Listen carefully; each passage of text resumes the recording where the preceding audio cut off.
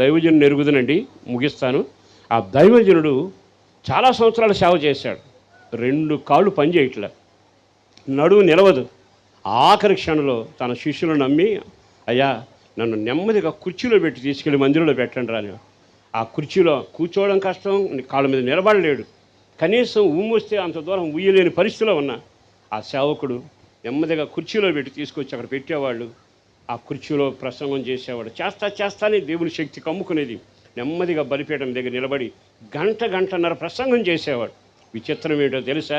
ఆ సంఘంలో సంఖ్య నేను చూసి నాకు 6,000 మంది పెరిగారండి. అది చూశాక నాకు అనిపించింది, ఆయన అన్న మాట ఒక్కటే, నా కొరకు యేసు నలిగిపోయి రక్తం పిండాడే, నా యేసు కొరకు నా ఓపిక ఉన్నంత వరకు నేను పిండబడాలి.